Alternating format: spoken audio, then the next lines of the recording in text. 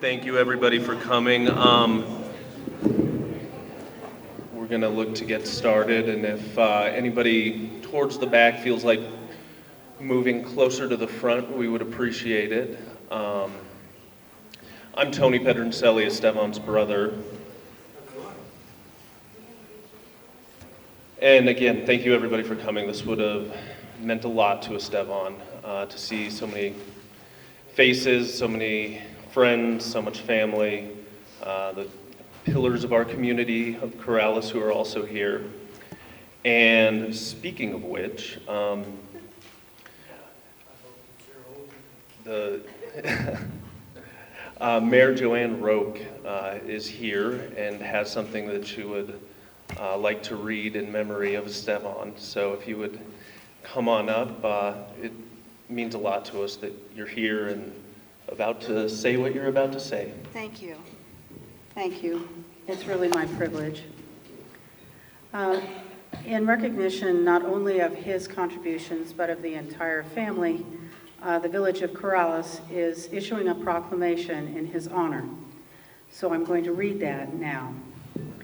Whereas Estevan Pedroncelli was born in Corrales, New Mexico on January 25th, 1978, to Vicky and Clifford Pedroncelli, and whereas Estevan was a gifted student from the horse capital of New Mexico, winning a national title in horse vaulting in 1992, and whereas Estevan had a passion for public service, beginning with his father's election and service on the first village council in the early 1970s, and whereas Estevan was the youngest official ever elected to public office in New Mexico, winning a seat on the Corrales Village Council in 1995. And I agree. Let's do that again, okay? And whereas Estevan represented the village with distinction and unselfish commitment, bringing a fresh and youthful perspective to governance while honoring those who came before, and whereas Estevan was a dedicated husband to Lori and father to Grayson, and whereas Estevan continued his public service in the Midwest, being active in Big Brothers, Big Sisters, and in the American Brain Tumor Association, and whereas Estevan, after a very brave and courageous battle, passed away on August 8th, 2018, and whereas Corraleños will remember and celebrate Estevan at a memorial service on October 7th, 2018. Now therefore be it resolved that I, Joanne Roque, Mayor of the Village of Corrales, New Mexico, do hereby declare Sunday, October 14th, 2018 as Estevan Pedroncelli Day throughout the village.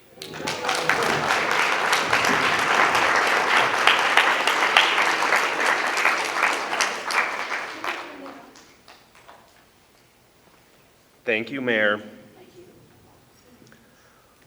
At this time, Estevan's sister Shauna, would you like to come up and share some words with us?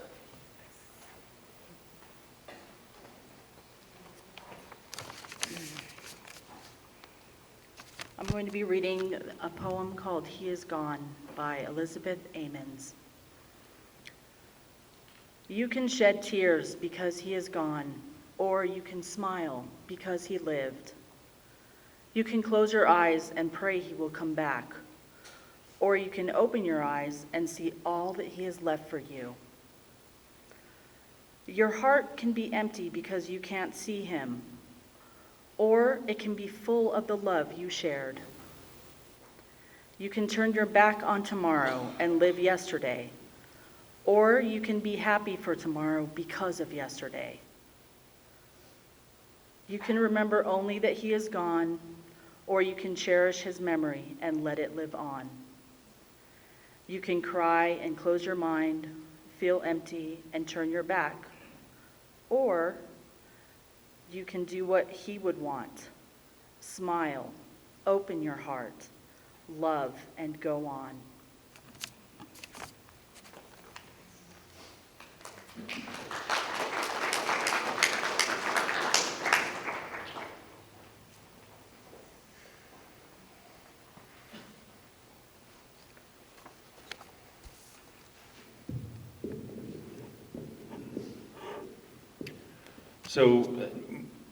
My brother, Estevan Corey Pedroncelli, was born on January 25th, 1978.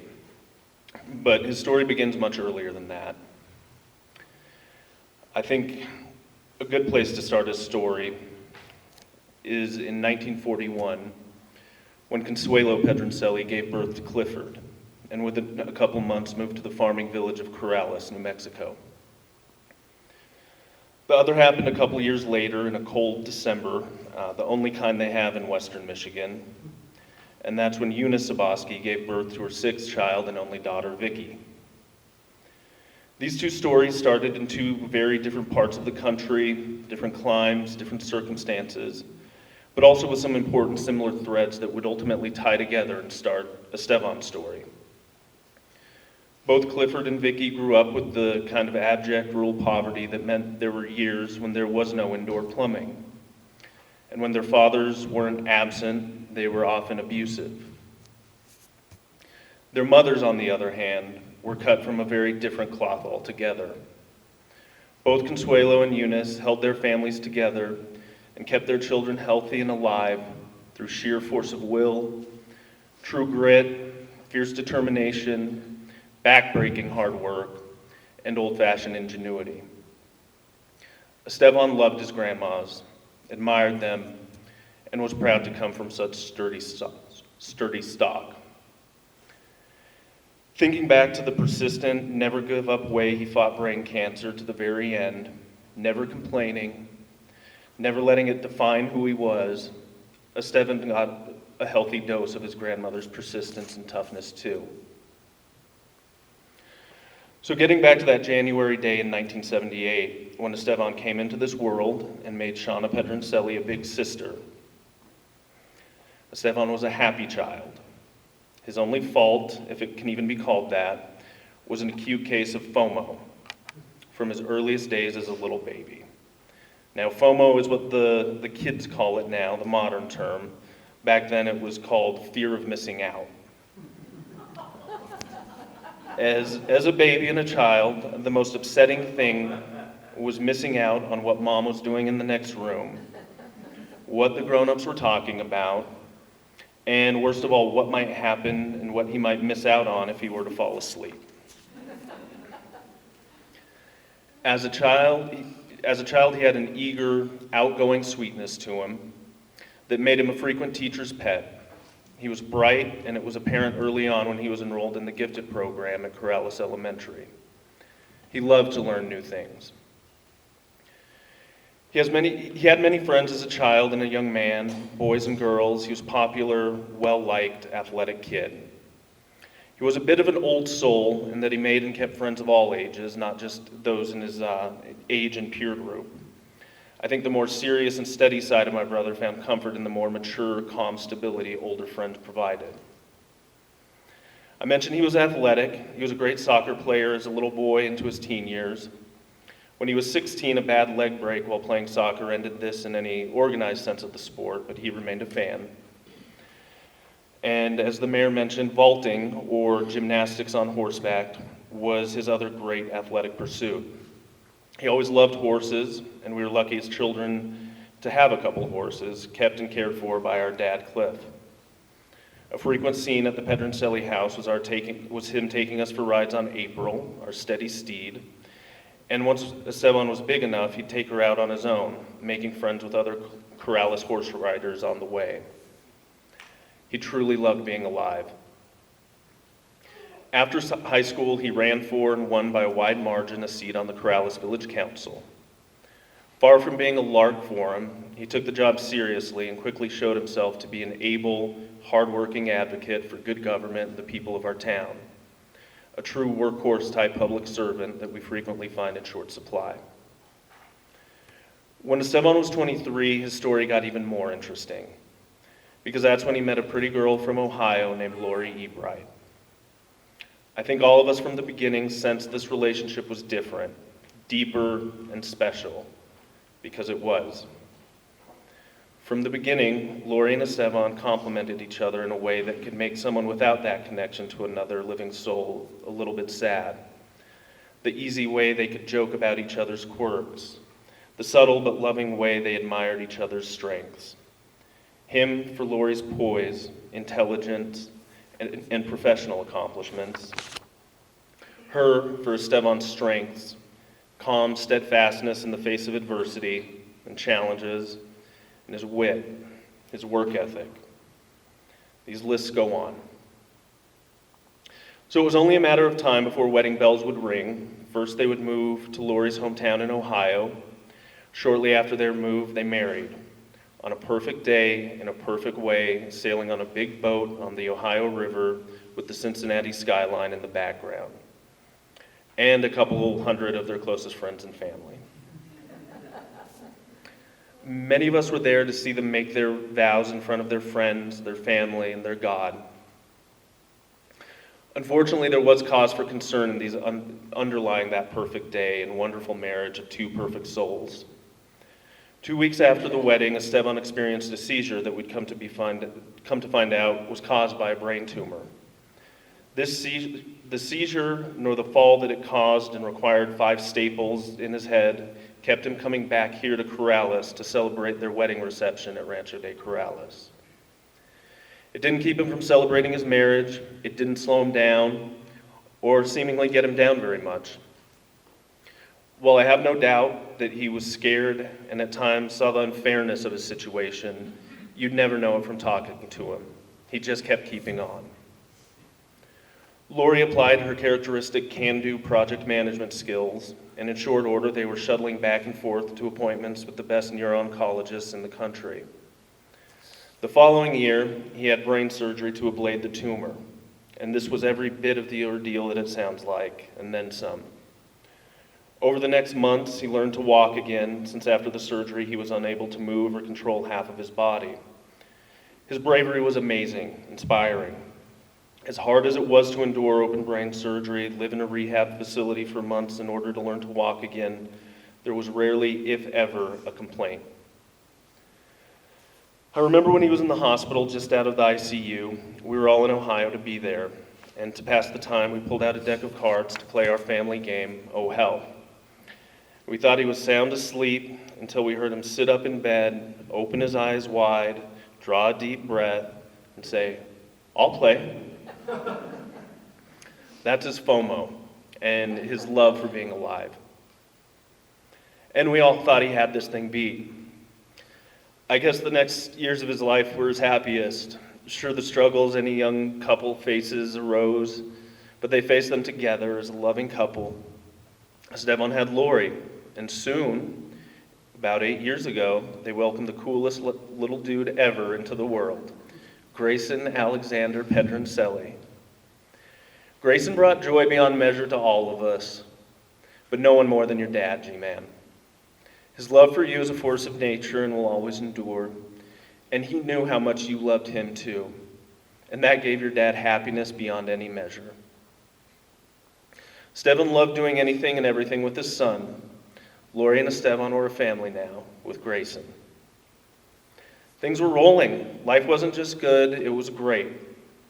Then a couple years ago, a concerning result showed up on his 6-month MRI, but he faced it with his usual bravery and fortitude. Going, searching, and learning about new treatment options after the previous option didn't yield the results we were looking for. He never stopped fighting. He never lost hope. He loved being alive. About 4 months ago, he gave me the most honest answer when I asked him how he was doing. This after he started to have memory and vision problems. And he said, "I just take it one day at a time. It's all I can do." He kept fighting on until the end. As we go on with our days and our lives, and if there's something you're interested in doing to honor Estevan's memory, I think there's 2 things that we can do to do that. And the first is to make some more memories with the people that you love and that are special to you. Take your son or your friends to get frozen yogurt. Go to a nice dinner with somebody that you care about. Or better yet, make a nice meal together. Enjoy the time you have here and the people that you have in your life. The second thing is to be easy on people. You never really know what battles they're fighting. My brother never hid or shied away from talking about his. he never shied away from talking about his battle and his diagnosis, but he didn't wear it on his sleeve either. If you just met him, if you talked with him for hours, his diagnosis may never have come up. I think a lot of people are like this, so please be kind to each other. I know that would make Estevan happy. That's all I had wanted to say about my brother. Do you want me to read some words that you wrote, Lori, or do you want to? Okay.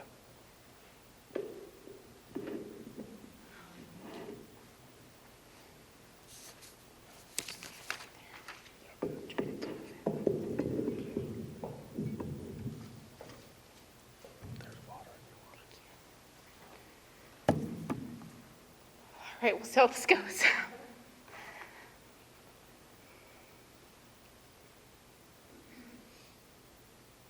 I will never stop speaking your name, Step.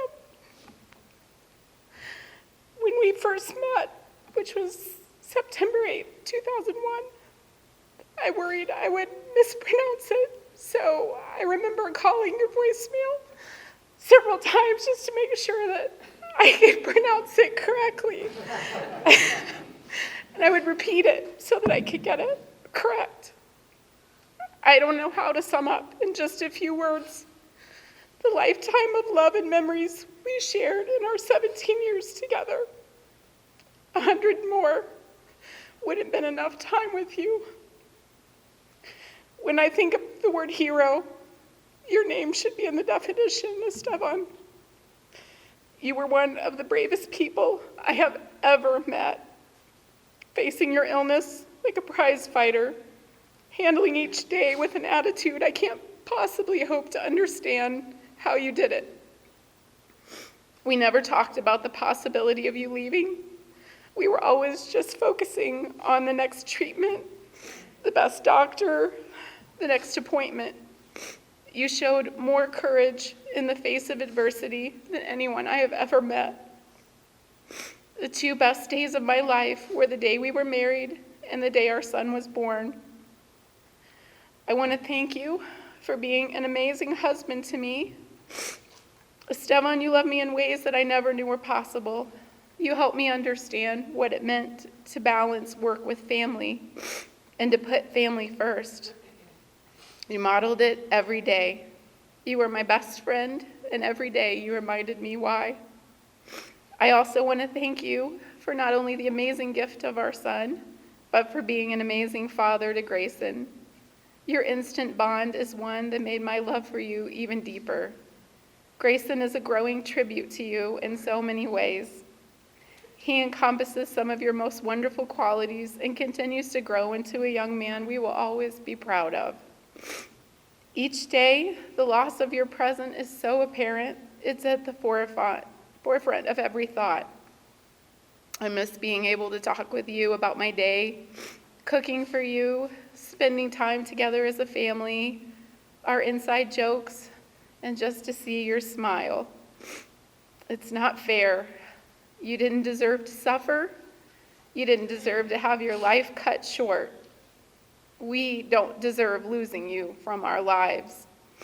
I can't change the reality of this now, but I can always keep you alive in my heart, my one true love.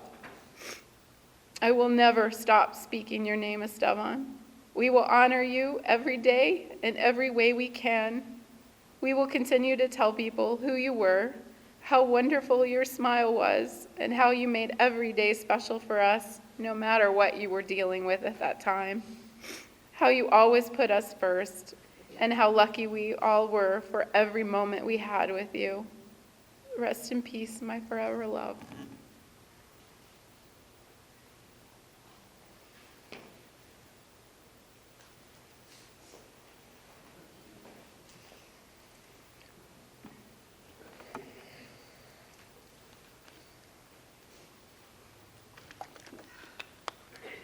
Thank you, Lori. Is there anybody else in Estevan's immediate family who'd like to say anything? Before I forget, sorry about. before I forget, I do want to let everybody know and also thank Wayne and Jolene Mays. But after we're done here, they've generously opened up their home. So we'll be heading over there to remember Estevan more and eat some food and be together, and everybody is invited, so I hope you can make it. At this time, is there anybody, and I hope there is, who'd like to share any memories or thoughts about Estevan? Please make your way up and share anything that is on your mind. Yes.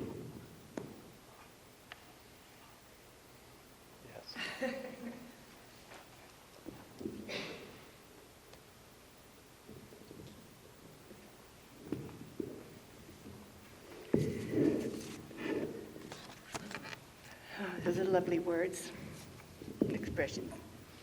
I love the Pedroncellis. My name is Jolene Mays, and I'm going to speak and read a remembrance that was my personal remembrance of Estevan, but it's a joint remembrance that my husband Wayne and I share. So I'm going to read it. It was one of those truly gorgeous May days in 1984 with a blue sky and just a sprinkling of cotton clouds on the horizon. Back in the day, you guys remember, one of the biggest annual events was the Fiesta de San Isidro. And living on Corrales Road, and with the parade passing by our front door, with matachinas and the mayor astride a prancing steed, you remember that, Mayor? It was the talk of the town, and our neighbors and friends loved to join us on that day. We would typically have more than 100 guests dropping by, some arriving on horseback. So we would lounge in the lawn, eating and have one or two drinks and conversation, and that would last until the late afternoon and sometimes later. As to eating, one of the favorites was Consuelo Pedroncelli's pozoles, Cliff's mother's.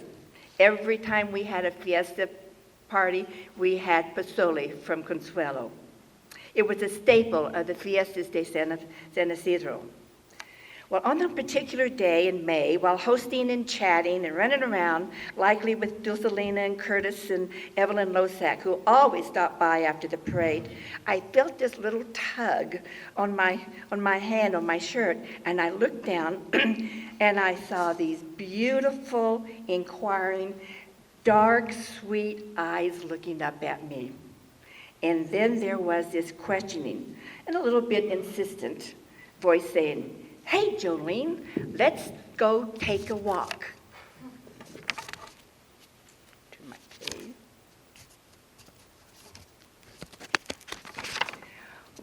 So almost always, upon something spontaneous, I slipped away from my hosting duties, and Estevan and I left the joyous crowd and opened the back gate to stroll along the Acequia Madre that runs behind our house.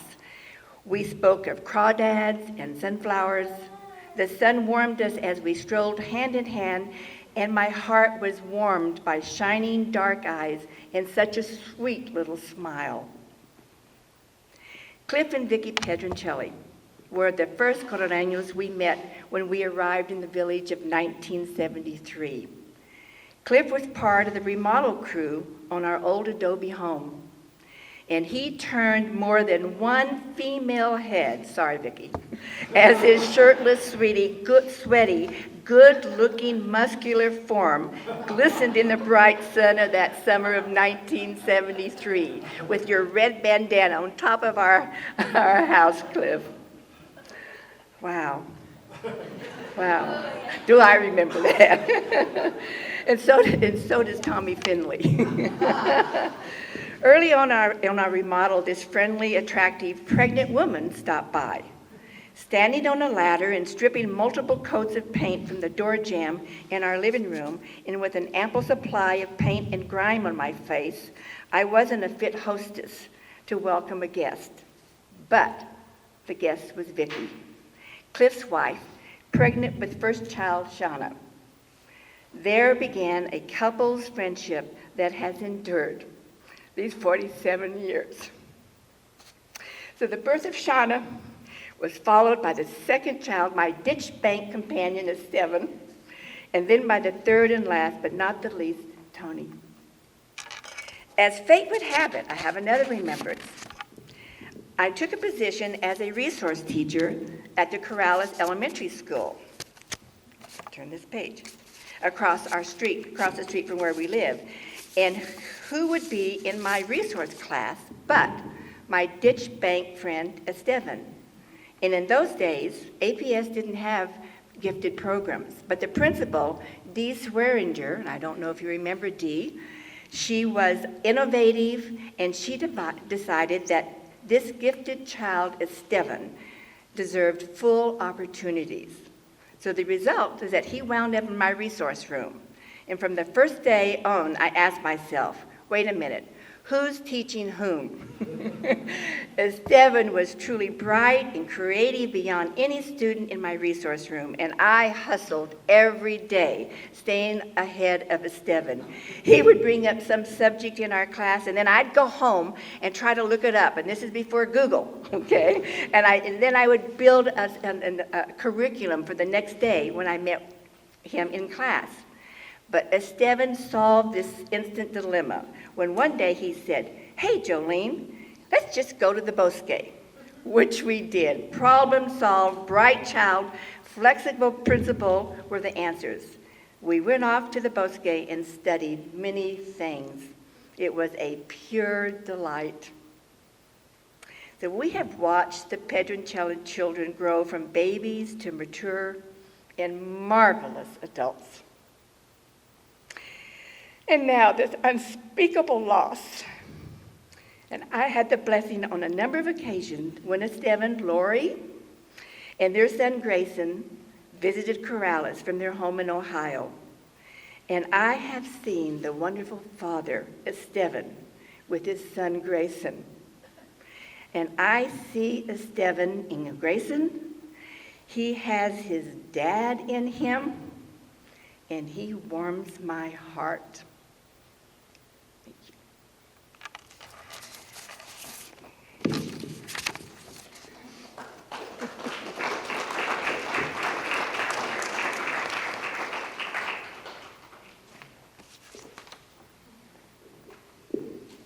Okay. I'm going to speak very slowly in case there's anybody else who'd like to share anything, and if you don't have anything prepared, that's okay too, but feel free to come on up if there's anything you'd like to say.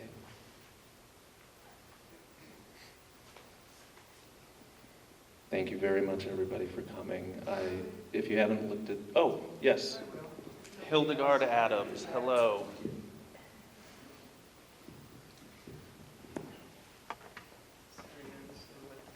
That's okay. It's hard to talk, I know it is. There you go. Hi, everybody. I used to be known as Mrs. Adams. I was the gifted teacher at Taylor Middle School, and I guess I'm the only representative from that school here. The reason I know about this event was one of the other teachers from Taylor, his math teacher actually, saw the obituary in the Albuquerque Journal. And I would suspect that a lot of people don't know that Estevan is gone, otherwise there would be even more people here. It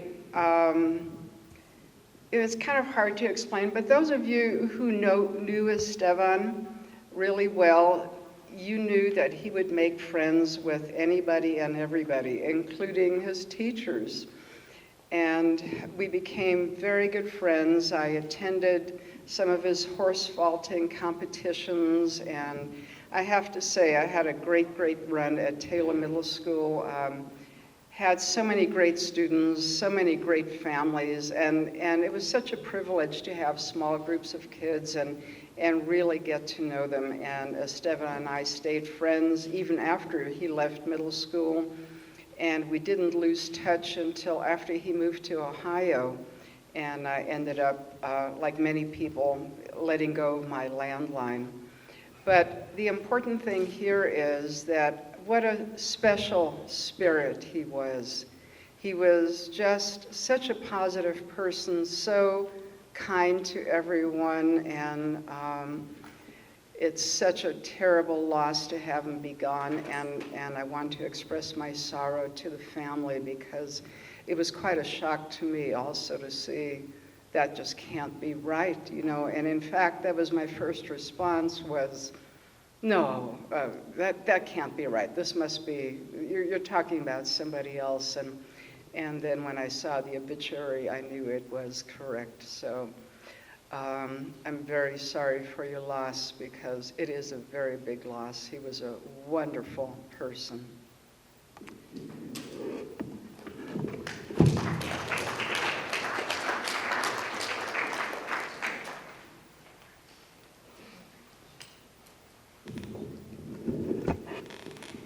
Hello, everybody.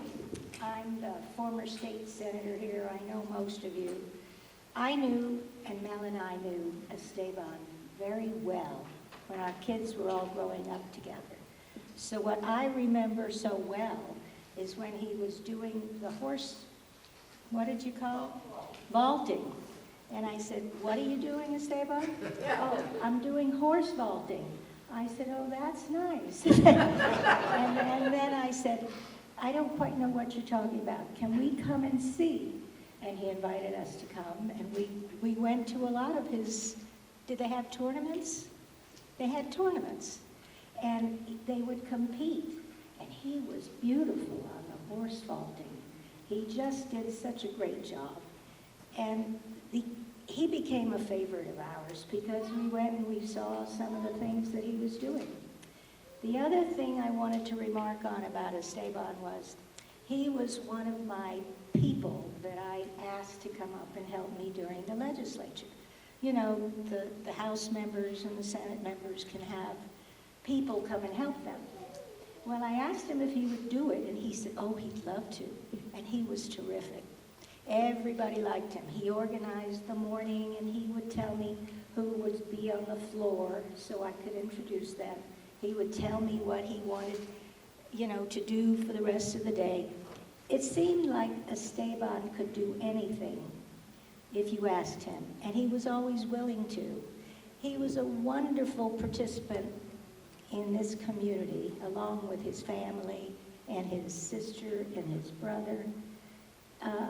They remain very good friends and memories for us, particularly Estevan. So we're all going to miss him very much. Thank you.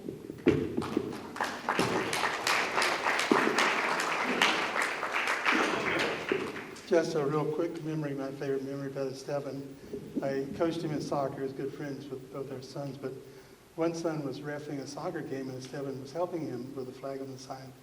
My wife at the camera said, Scott, look at the camera and say, I love you, Mommy. Estevan turned and said, you cut that out.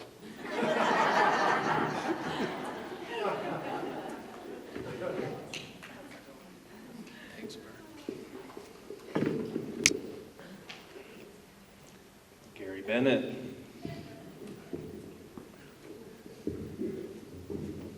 Good afternoon. My wife and I are here, Trish. My parents lived here in the early 80s off of Metal Arc, and we moved as a couple, my wife and I, in 1989, and we moved off of Windover Lane. And just above us was a young man, 12 or 13 years old, named Ryan Grandy. And Ryan had seen that we had a hot air balloon and came down to our house and introduced himself. And one of his best friends at the time was Estevan Pedroncelli.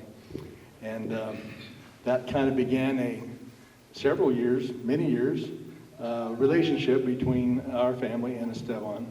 Estevan was around when our daughter was born. And I think he's one of the first people to ever hold our 25-year-old daughter now, actually.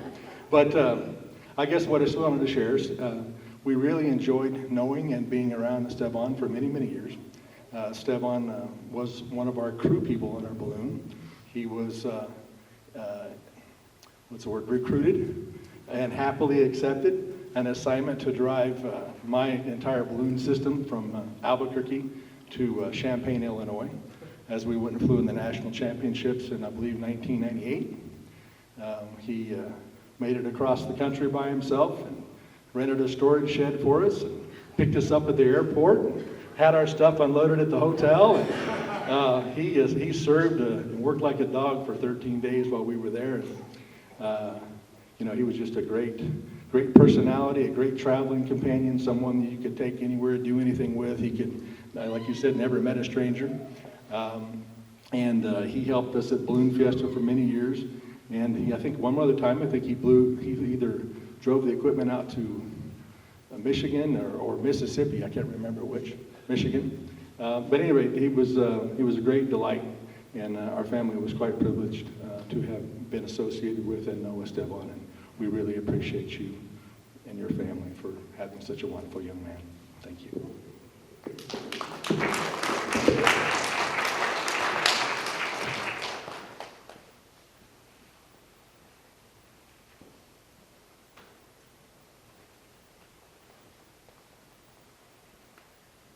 Okay.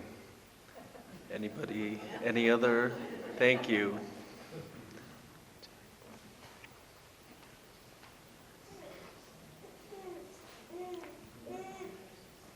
One of the many things that I appreciated about Estevan was he introduced us to all of the Pedroncellis.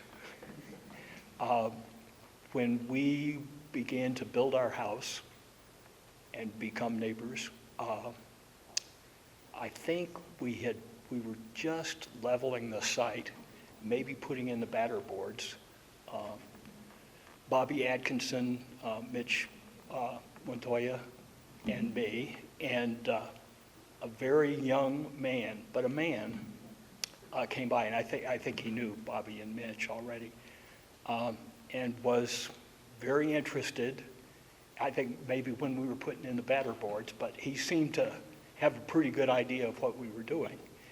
And he continued to observe as we built our house, and I think put in one of the first houses with cut rafters in Corrales, and which was kind of a curiosity at the time. But he seemed to have a pretty good idea of what we were doing, and I think he may have had some better ideas, but he was very polite and didn't offer them. But from then on, and it wasn't long before he introduced us to more and more of the family and his little brother. And I'm glad that our kids were friends, and I'm glad that we're friends.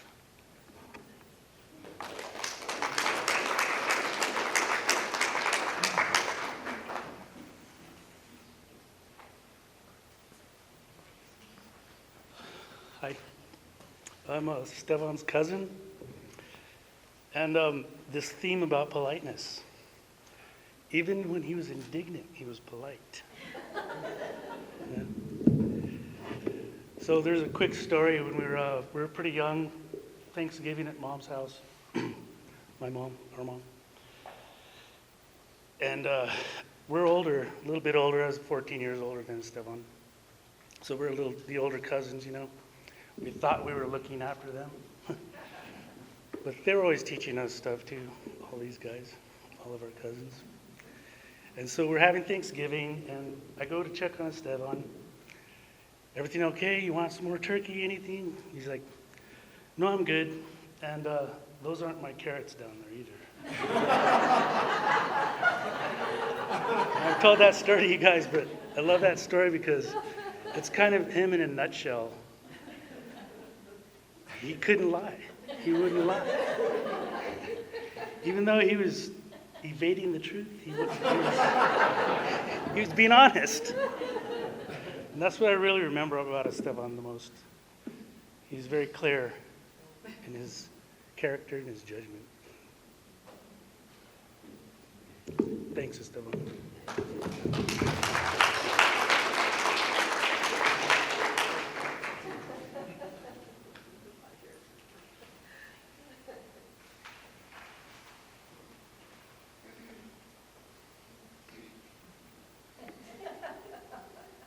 All right. Thank you, everyone, for sharing. Long pause.